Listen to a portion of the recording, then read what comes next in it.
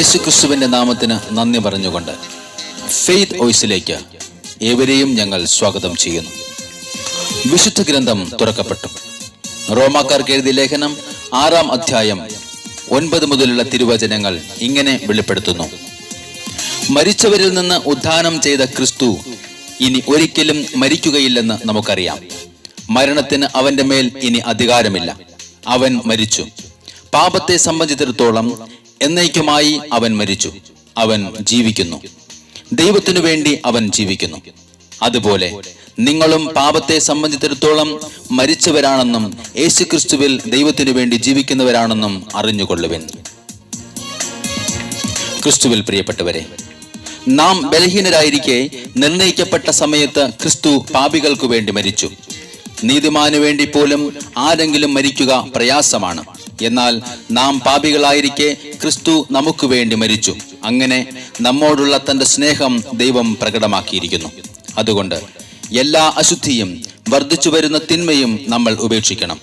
നമ്മുടെ ആത്മാവിനെ രക്ഷിക്കുവാൻ കഴിവുള്ള വചനത്തെ സ്വീകരിച്ച് അവിടുത്തെ ചൈതന്യവും പ്രകാശവും കൊണ്ട് നമ്മുടെ ജീവിതം നിറച്ച് ദൈവത്തിനു വേണ്ടി ജീവിക്കുന്നവരാകണം.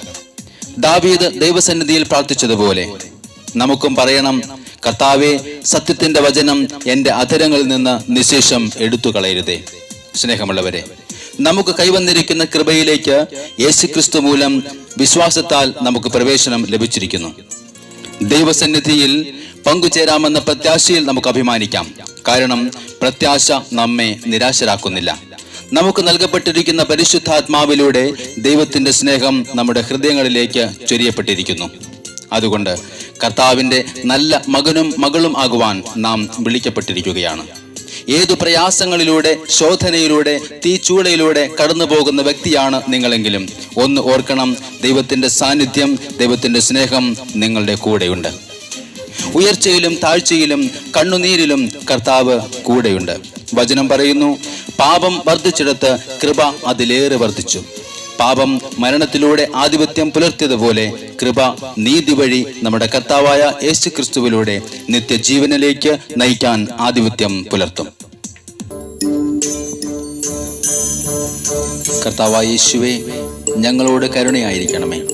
നിന്റെ സാന്നിധ്യം അറിയുവാൻ, നിന്റെ മുഖം കാണുവാൻ ഞങ്ങൾ ആഗ്രഹിക്കുന്നു.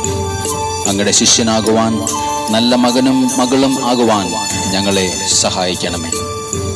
ഈ യുഗത്തിലും വരാനിരിക്കുന്ന യുഗത്തിലും എല്ലാ ആധിപത്യങ്ങൾക്കും അധികാരങ്ങൾക്കും ശക്തികൾക്കും പ്രഭുത്വങ്ങൾക്കും അറിയപ്പെടുന്ന എല്ലാ നാമങ്ങൾക്കും ഉപരിയായി ഉപവിഷ്ടനായിരിക്കുന്ന കർത്താവെ, ഞങ്ങളെ സഹായിക്കണമേ. ഞങ്ങൾ നിത്യതയോട് അടുപ്പിക്കുന്ന എല്ലാ അനുഭവങ്ങളെയും ഓർത്ത് ഞങ്ങൾ അങ്ങേക്ക് നന്ദി പറയുന്നു. ഞങ്ങളുടെ മേൽ കരുണയായിരിക്കണമേ.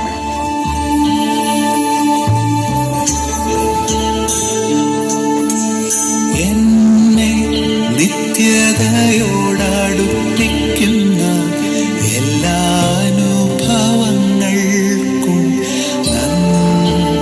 യേശുവേ നന്ദി. എന്നെ നല്ല ശിഷ്യനാക്കിയിടുന്ന എല്ലാ കുരിശുകൾക്കും നാഥാനന്ദി. ഓ കർത്താവേ, എല്ലാ തോൽവികൾക്കും നാഥാ നന്ദി. കർത്താവേ, നിന്റെ മുഖം കാണുവാൻ അത് നിമിത്തമായി എല്ലാ കണ്ണുനീരിലും നിന്റെ സാന്നിധ്യമറിയാൻ ഇടയായി. യേശുവേ, താഴ്വരയിൽ മുള്ളുകളിൽ ശോധനയിലും ചൂളയിലും കർത്താവേ സാന്നിധ്യം, ഉയർച്ചയിലും താഴ്ചയിലും കർത്താവേ, മരണത്തിലും ജീവനിലും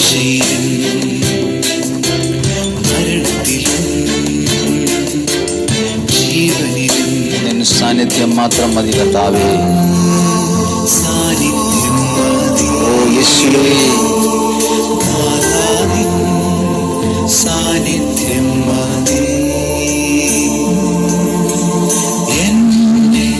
നിത്യതയോടടുപ്പിക്കുന്ന എല്ലാ അനുഭവങ്ങൾക്കും നന്ദി. ശിഷ്യനാക്കിടുന്ന എല്ലാ കുരിശുകൾക്കും നാഥാനം. കർത്താവേ നന്ദി. എല്ലാ തോൽവികൾക്കും യേശുവേ നന്ദി കർത്താവേ. നിന്റെ മുഖം കാണുവാൻ അത് നിമിത്തമായി യേശുവേ എല്ലാ കണ്ണുനീരിനും നാഥാ നന്ദി. നിന്റെ സാന്നിധ്യം അറിയുവാൻ ഇടയായതിനെ ഓർത്ത് നന്ദി കർത്താവേ.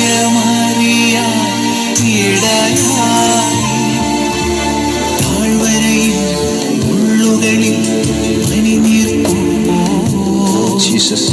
ശോധനയിൽ ചൂളയതിൽ പൊന്നുപോലെ കർത്താവേ ഉയർച്ചയിലും എന്റെ കർത്താവേ താഴ്ചയിലും സാന്നിധ്യം മതി കർത്താവേ.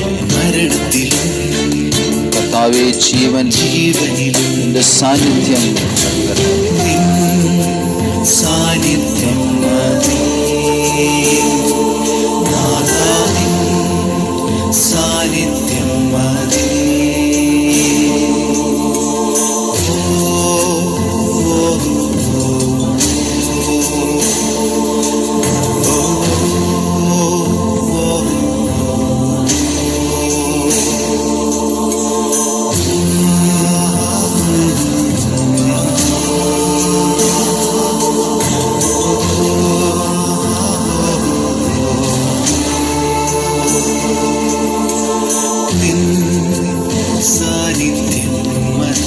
യേശുവേ നിൻ സാന്നിധ്യം